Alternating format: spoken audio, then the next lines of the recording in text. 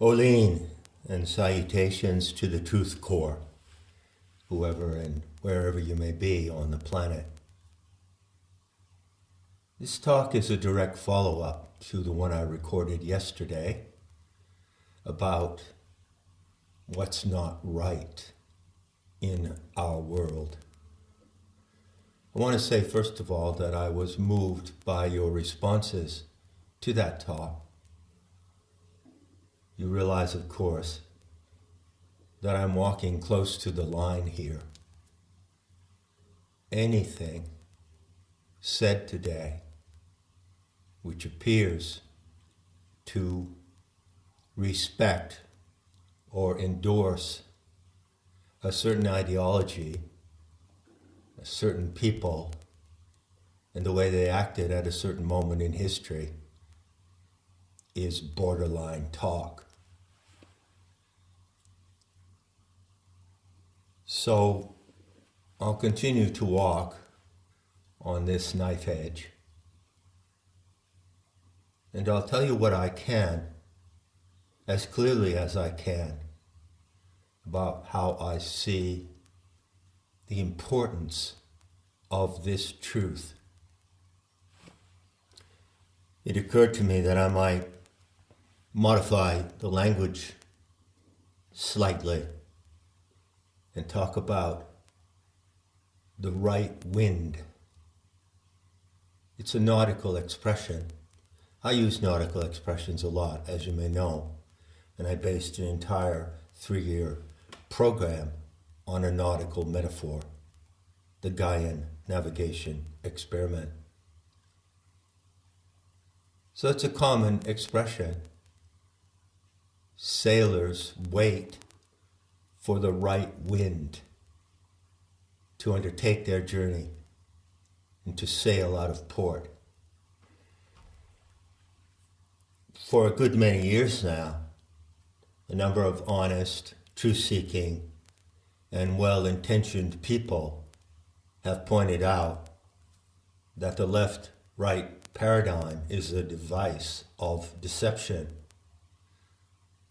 You've heard the expression, perhaps, left and right in politics are the two wings of the same bird, and I totally agree with that observation.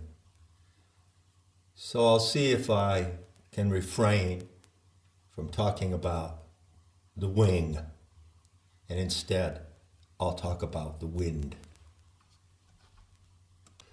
By the way, I'm putting these talks out with the designation PSA, Public Sanity Alert. So eventually, if I can remember to do it, they ought to be in a playlist under that designation. Someone in the comments posed a question, a really valid question. Well, aren't both far ends of the spectrum toxic? The short answer to that is certainly not. However, as long as the frame of interpretation is distorted by the false right-left paradigm, that is true. But in a larger picture, if you consider it more deeply and more broadly, it is not true. So I'm calling this talk Transparent Power, and I'm referring it to the mythological theme of the white horse of Kalki. Now, I've spoken before about Kalki. I did a talk entitled Who is the Kalki Avatar? And in that talk, I referred to that myth, which comes from the Hindu-Indian tradition, and specifically, it's included in the master myth of the 10 avatars of Vishnu, to which I have often referred on many occasions. So, what is the white horse of Kalki and what is transparent power, if you accept those terms and those concepts as leading ideas going into this subject, I'm certain that you will come through it with a clear takeaway. And again, I repeat, as long as the deceptive paradigm of right and left-wing politics is operating, no clarity of that kind is possible. So it's a matter of actually shattering that paradigm and going to another one that reflects the actual truth of the situation. I would say that the two extreme ends of the spectrum of political ideology are not far right and far left. They are transparency and secrecy. So, could it be possible, could it ever happen, that some kind of authoritarian structure, which is necessary to form a state from a nation of people, could be transparent? Obviously, what's working in the world today through politics and every other sphere of activity, education, finance, medicine, is not transparent. You see, that's the problem. The problem is the lack of transparency among those who are in positions of power and influence in society. Now, I invite you to contemplate for a moment, along with me, the image of the white horse. This is truly a mysterious and powerful mythological image. Why does it appear? It's a product of the imagination of our species.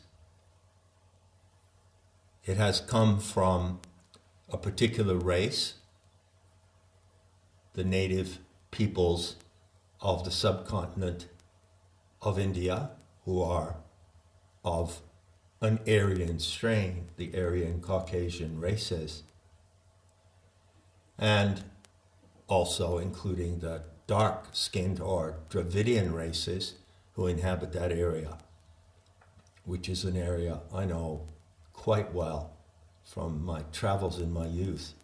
So I know both the northern and southern areas of India, and I've seen the peoples who inhabit those areas to this day. And I have great respect for the dark-skinned Dravidian peoples of the south. In fact, when I arrived in India, the strongest pull I felt immediately was to go south. And I did. And I walked a good part of the way. And I walked all the way from Bombay, or Mumbai as they call it today, where I landed in India for the first time, all the way down to Cape Comorin in a place called Nagercoil, which is at the extreme southern tip of the Indian subcontinent. And then I turned around and walked back up to Calcutta. So I do know something about the geographic and indigenous origins of this mythological image of Kalki. I've been to the land where that image emerged.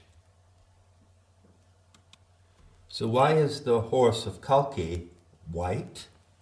And why does it have no rider? In many representations it has a rider, but in others it doesn't.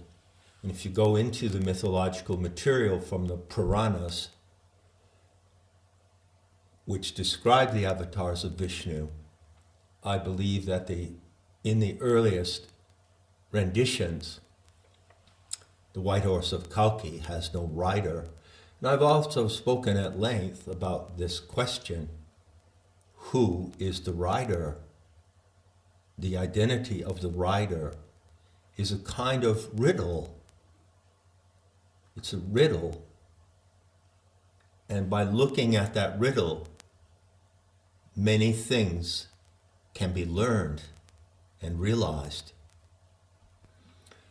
You might have noticed that my book, The Hero, Manhood and Power, has the image of a white horse on the cover. It just turned out that way.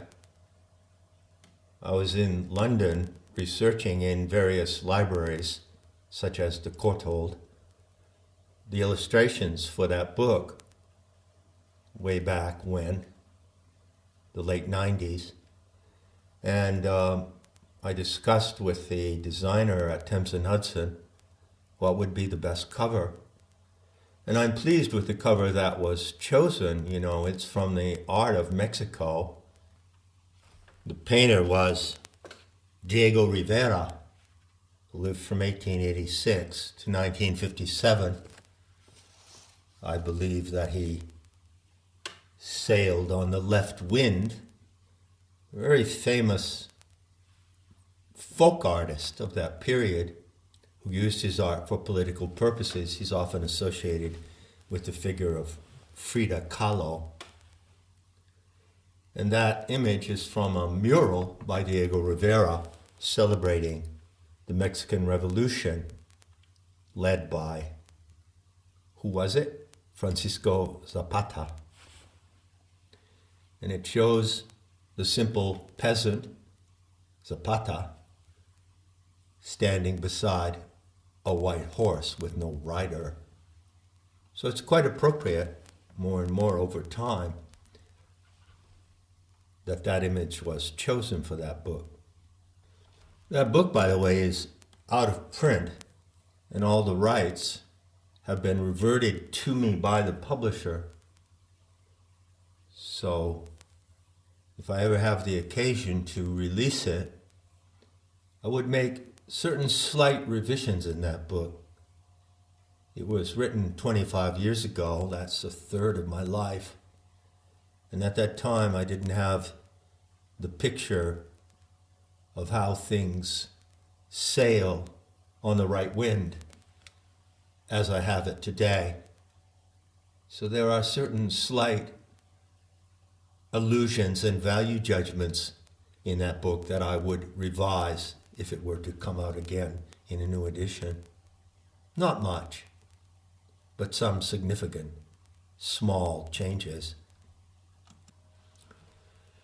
So there's a riddle to contemplate here. First of all, why is the horse white? Well, I propose that white is a choice that has to be made to represent transparency. How could you depict or paint a transparent horse? That would be rather different. That's quite an artistic challenge, isn't it? So, if you consider, according to one theory of optics, that white is the ground of all the other colors, then in a certain respect, white makes itself invisible and transparent so that those other colors can appear, you see. And so I take white, in this case, as a metaphor for transparency. On the other hand, if you regard white as just that, as just white, well, obviously, the Kalki horse carries an allusion to the white races, which are, I must emphasize again, the minority on the planet in terms of global demographics.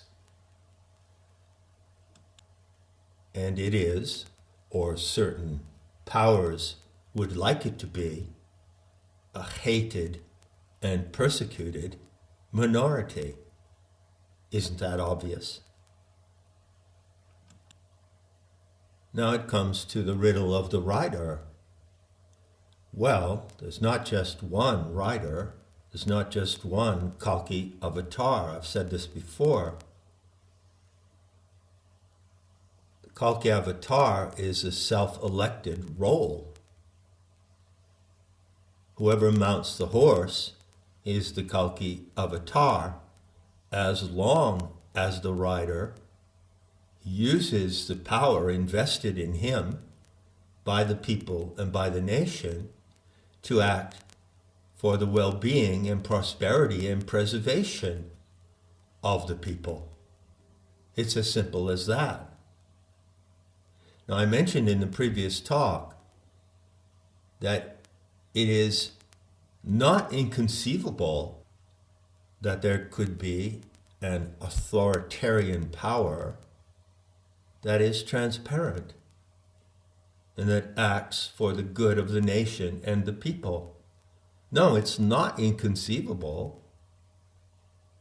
Yet, the powers that be in the world today don't want anyone to believe that that would even be possible, that that could ever have happened. But it has happened. It has happened in one paramount instance, and it's also happened in other instances as well, in more recent historical memory.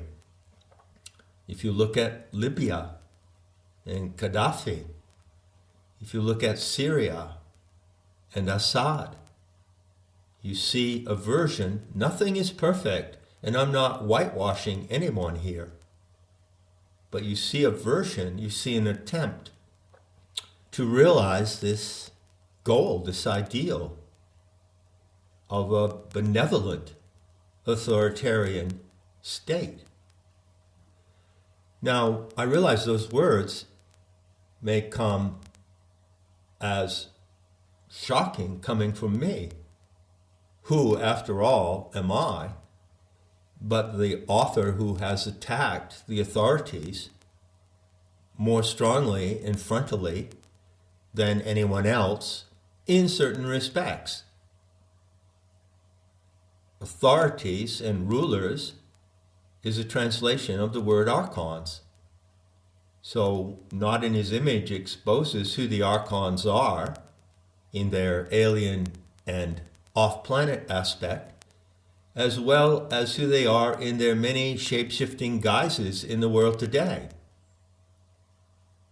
The leaders of the World Economic Forum, the technocrats, the globalist overlords, the humanitarians, the heads of humanitarian or so-called humanitarian organizations are all archontic authorities. So I've come out loud and clear against authority, haven't I? How then can I turn around and make any kind of case whatsoever for authoritarian power? Good question. To clarify that issue, I remind you of something that has been said about offense. Have you heard the expression? Offense can be taken, but it's not given. Offense is a very huge issue in the world today. It's a false and distorted issue. And many troubles and divisions in our society are due to the use of this concept of offense. So if I say something and you're offended, then you take offense at what I say, regardless of whether or not I intend to offend you. So offense is taken in that way, and that is true. And of course, people who take offense then put themselves in a position of authority against those whom they accuse of offending them. And this is a dirty, dirty game, which you see played everywhere across the planet today. But you could say something parallel about authority, but you have to change the language. authority, when it is taken, is wrong. But when it is given on the right terms, it can be right and necessary. So what happens with the creation of a state by a people living in a land who have an identity based on RPL, race, place, and language? What happens when a group of people in a country give authority to other people of that country to run their affairs? Well, this is something that happens inevitably in the organic development of human societies on this planet. I've drawn very deeply from the work of a Russian anthropologist named Lev Gumilev. It's very difficult to read Gumilev, but the takeaway, if you can manage it, is brilliant. Gumilev wrote a book called Ethnogenesis and the Biosphere. And in this book, he argued that ethnicities which inhabit certain regional areas of the world are organisms in the biosphere. They're actually organisms. Peoples living in countries united by language are living organisms in the superorganism of the earth. So Gumilev takes this brilliant organic approach to a question which is otherwise stated and argued in purely political terms. Ethnogenesis means the genesis, the birth and development of ethnicities. So ethnicities emerge in this great experiment on this planet as a natural outgrowth of the biosphere itself.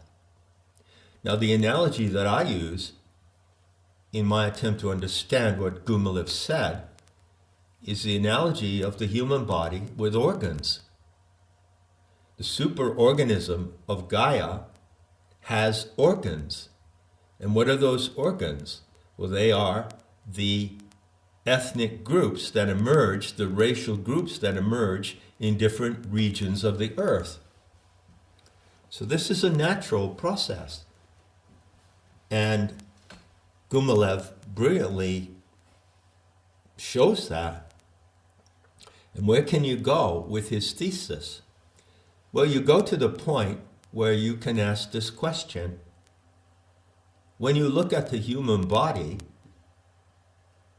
you see that the various organs, the gallbladder, lungs, kidney, liver, and the brain, are all organized in the body according to certain sizes. They all have certain sizes. And if any of them gets larger than a particular size, which is the optimal size for all organs of the body to cooperate with each other, then something is wrong. So it begs the question, what is the largest size that an ethnogenetic organism can attain? Well, that's what you call a nation or a nation state. That's the optimal size. And when an ethnic group living in a certain region of the earth, be it Central Europe, the Iberian Peninsula of Spain, being the southern Mediterranean coast of Africa, where you have countries such as Algeria and Libya, you find that the nation state naturally develops at a certain point in the ethnogenesis of those peoples. And the nation state is a requirement for defining the boundaries of growth. The nation state appears when an ethnicity has to define itself. It achieves national identity. And national identity is not something merely political. If you follow the premise of Lev Gumilev, it is something organic. So the developments in recent history, fairly recent history, let's say, roughly speaking, coming forward from the year 1200, which is a significant year, history shows the emergence of these nation states, which are the identities of certain people, the identity of the ethnogenetic organism. Can you see that?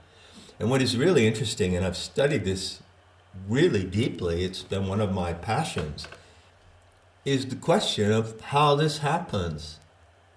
How does the, let's call it, the natural national identity of a people construct itself? It constructs itself by organic laws in the behavior and attitudes and values of those people. And when you look back in history, you find that in every case, the origins of this natural national identity go to heroic legends. For instance, El Cid was a hero of the Spanish peoples. And all of the cultures of Europe, the Scandinavian countries, Germany, Italy, everywhere, you find in their literature, in the pre-national period, there are heroic figures. And it was those heroic figures, in a way, who focalized the identity that eventually emerged as the sense of belonging to a nation. And this is absolutely natural that it would happen in this way. As Lev Gumilev illustrates, it's an organic development. It's ethnogenesis. Then what happens, of course, is that another type of organization of society comes into play, which is the state. The state that unifies the people of a nation and a land who share a common language. Language is a huge key in the development and direction and outcome of ethnogenesis. So it's a deep study, and you can learn a lot from investigating how the identity of the nation state emerged. And there were always national heroes involved. In some cases, if you go back in time, they were semi-legendary heroes. There are many of them in European history. If you go to South America and you find more recent developments, then you find historical heroes who become legendary, like Simon Bolivar of Bolivia, and there are many examples. Now, what is really interesting to consider is the initial conditions for the formation of a nation state. Who emerges from the people at that time and takes responsibility to lead the state, to lead the nation? This is where it gets really, really tricky, because obviously the quality of the character and the integrity of the men who undertake that mission determines the character of the nation state, whether it is actually honest and beneficial, and whether those who move into the positions of power and influence are doing so for the good of their people or not. And of course, politics has become entirely corrupt. To my mind, the word politician is synonymous with criminal and psychopath. Isn't that obvious by now? And so you see the problem here. But at the same time that we look at the problem, let's not lose sight of what might be called, not the ideal outcome, because nothing is ever ideal, but an outcome of a nation-state structure that is good enough to be true to the needs of the people. Good enough. Not perfect, but good enough. And how would you know? Where would you see the proof that it's good enough? Well, you would see it in the life of the people. Is their life improved? Do they have a social structure of political leadership that allows them to exercise all of their freedoms and to thrive and to collaborate together in mutual aid and to stand as a unified nation with a clear identity, like an organ of the body that can then relate to the other organs of the body, which are the other nation states of different peoples around the world. This is the organic picture that you can draw from Lev Gumilev, and of course I'm elaborating in my fashion. Now, I don't intend to go into an elaborate history lesson here, but I must point out how things went wrong and why they went wrong in this natural organic process of ethnogenesis. They started to go wrong in the 1700s. And in the late 1700s, going into the 1800s, history shows that there were many so-called revolutions, put that in quote. So there was the French Revolution, the American Revolution. In the 1840s and 50s, there were revolutions all over Europe, in almost every country. And of course, then later on, there was the worst revolution of all, which was not a revolution, and that was the Bolshevik takeover of the Tsarist regime in Russia. There was no Russian revolution led by the Russian people for their benefit. Go read Solzhenitsyn. Go read 200 Years Together to get that story. You can find it online. Although Solzhenitsyn won the Nobel Prize, the publishers have never allowed that book, 200 Years Together, to be published so far. So what went wrong? What went wrong is that certain small factions of people were united by an evil motive to corrupt society and to hijack the genuine channels of power and influence that are delegated to the state by the people. You see, authority cannot be taken. When authority is taken, that's not right, and everything goes wrong. But when authority is given to the right people, then you get the best possible result, which is not perfect, but it's good enough. It's healthy enough to produce a healthy, strong nation with a solid identity and purpose. And that would be the ideal condition for the various organs of the body, of the planet. So the ideal paradigm, you could say, is a multinational world. A multinational world order, but not an international world order. But there was an attempt, there was a massive program beginning in the 1700s to establish an international world order, and you and I see that attempt culminating today in the globalist program of technocracy, one world order, and the Great Reset.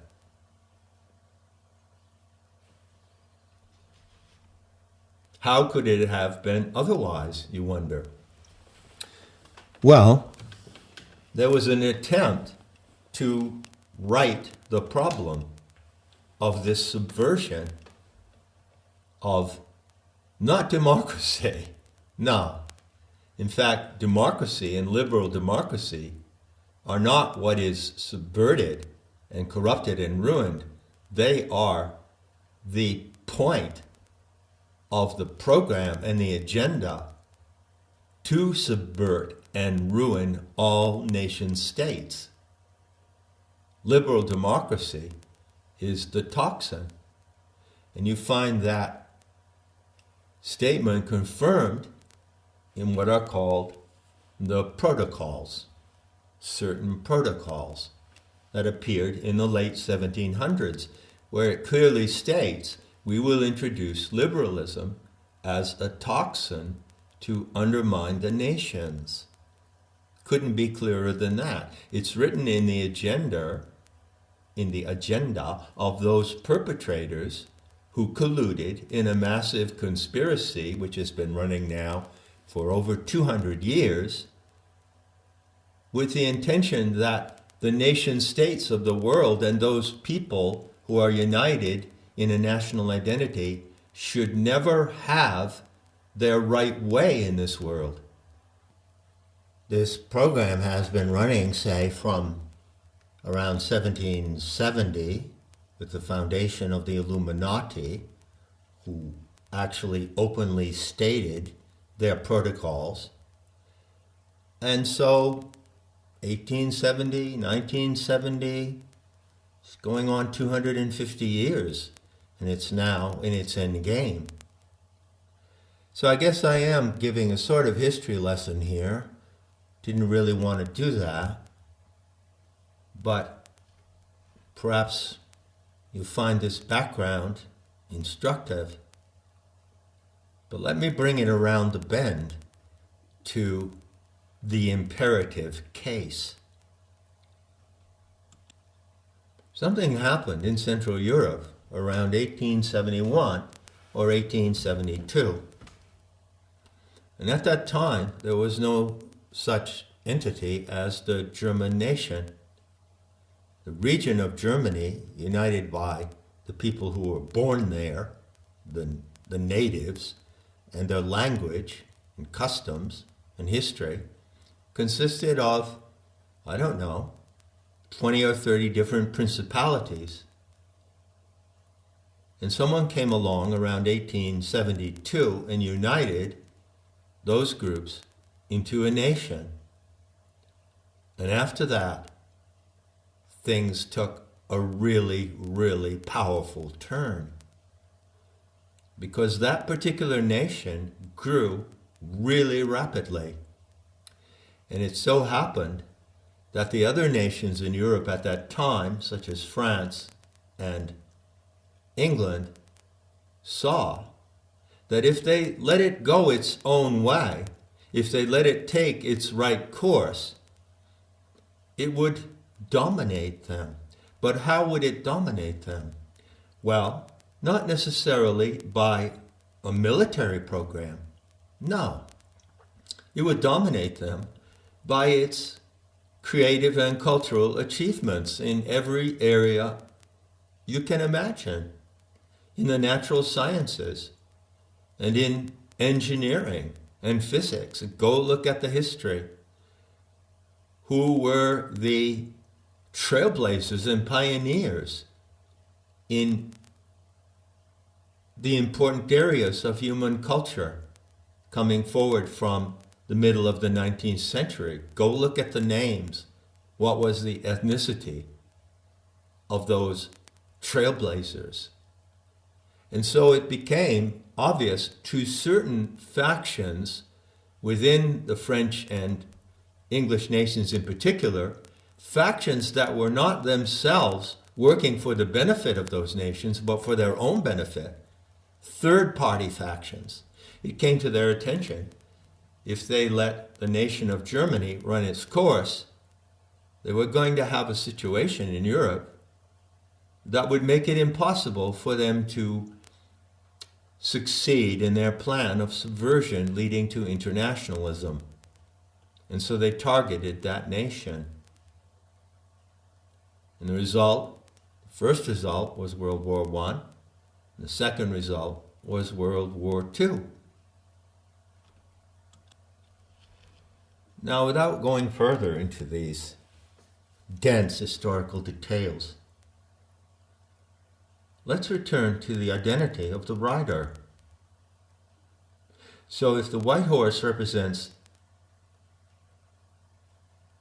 a government, state construct of transparent power, what assures that it is transparent? Well, you have to look again at the basic lie of liberal democracy. You hear again and again in the mainstream media that certain evil forces are destroying our democracy. It's a threat to our democracy. It's exactly the opposite. Liberal democracy is a threat to the benefit of all peoples. Liberal democracy is not the solution. And one of the big lies that keeps this deceit up and running, it's an intentional and evil deceit, is the statement that democracy is good because it's a system where the majority of people choose their leaders. So isn't that the bottom line of democracy? If you live in a democracy, you have the right to vote and you have the right to choose your leaders. Therein lies the fundamental deception. The way that a transparent power comes to take the form of a benevolent state, of a benevolent authority, is not by the people choosing the leaders. It's by the leaders choosing the people. And that is what made those developments in Germany from the year 1920 forward so extraordinary and exceptional in history. The men of that time who mounted the white horse of Kalki chose their people. And amazingly, if you look at the true record of what happened, the people chose them as well. So they were, the top political figures were democratically elected. That was not a fraud, as you saw in the recent election in the United States and in the elections anywhere in the world. The recent election in Canada. Can you believe that the Prime Minister of Canada, the son of Fidel Castro, was actually elected? No, the leaders are not elected. They haven't been elected for a long time. They're selected by that third party that is running all the nations to ruin and pitting them against each other and creating brother wars. So you see, the secret to the rider is that the rider chooses the people to lead. And why would the rider choose the people to lead? Or choose to lead the people in whatever country they may be in? The rider does it out of love and respect for the people. So the true authoritarian powers can be measured by that standard. You see them in the roles of power and control and the organization and direction of society. They're steering it and organizing it, and that function is necessary for any nation state when it reaches a certain level of growth and a certain size. So they are organizing and leading the large structures of society, but on what motive? The democratic lie says they have been chosen by the people to lead the people. But the truth is, it only works if the leaders choose the people out of love for the people, for the blood, the soil, and the language. That is the only way it can work correctly. And it's not a fantasy. It's not make-believe. It has happened. And it can happen again. Now, I'm not political. I don't put a political label on myself. But if you want to put one, you could call me an anarcho-socialist or an ethno-socialist. So I believe in the sovereign power of a people, a society, to create their own power structures that are beneficial to them. Now, it's all a matter of scale, of course. It's possible in a certain limit of population and in a certain limit of a region that there could be no state structure whatsoever. So in a certain region of a certain country, such as France or Spain today, it's possible that the people of that region could take responsibility to organize their affairs along the lines of anarcho-socialism or ethno-socialism. But in the larger growth of a nation, that's not possible. There has to be a rider. There have to be leaders and those who take responsibility for the infrastructure of society. It has to work that way because the people, the working class, and those who contribute to the maintenance of society dedicate their lives day to day to that mission. And they cannot be occupied with the organization, say, of the highways of a nation. Well, one of the first things that happened in the 30s in Germany was that the leaders who chose their people out of love and goodwill organized the highways. Have you ever seen them? They're still there. They're called autobahns. And when you go back and you read about how those highways were organized and how the workers were employed, the real 6 million figure is the 6 million unemployed in Germany who were employed in 3 years. And that event was so big that it reached the cover even of Time magazine. There has been no economic recovery in any nation of the world that can compare to that. Why not? Because it was orchestrated by leaders who chose the people, and the people, in recognition of the genuine will of the leaders, chose them in turn. That's as good as it gets. And it can be done again. And one of the statements that was made by the Schnauzer, who led that movement, needs to be restated today. He said clearly in his table talk, well, I don't intend to export National Socialism anywhere in the world. National Socialism is a unique construction for this people who speak this language and this nation. And it's a model. The benefit of the model is proven by the results of the model. And if other nations see this model of National Socialism and they want to adopt it, fine. But I have no intention of imposing it on anyone. That is what he actually said. Remember, I said you have to go back to what they said about themselves and their intentions, and not what has been said about them by others. That is a very clear statement. It doesn't get any clearer than that. Of course, that raises the question, well, why did that state in that particular time undertake a territorial imperative for Lebensraum? or living space? Did they not define and implement at that time a policy of expanding the territory of their nation to have Lebensraum, living space? Oh yes, they did. And when you look at the way they did it, you see that they did it in a completely honest and transparent fashion. They didn't create some pretext for what they did.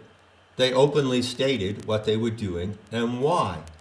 Now today, the internationalist cabal will tell you that that was evil and wrong. That was not right. But when has that not ever been done? That has been done all through history. There are territorial struggles between nations. This also is part of the ethnogenesis of the biosphere. And I'll just point out one fact to you again, one final historical fact. This talk, unfortunately, is overloaded with such facts. You hear about the aggression of Germany toward the east, right? Poland and the Ukraine. By the way, they also stated, I'm sure you've never heard this before, that the limit that they would go was the limit to which the beech trees grew. That was how they designated the limit to which they would go in their territorial aggression. So everyone knows about the condemnation of that act of territorial aggression. But do you know that in the late 1930s, the imperial nation of Japan invaded China? That's called the Sino-Japanese War, and it was already raging by the time that World War II began. And if you go look at a map, which you can find easily on the internet, of the extent of the territorial aggression of Japan into China, it absolutely dwarfs the extent of the territorial aggression intended by that regime. But you don't hear about that, do you?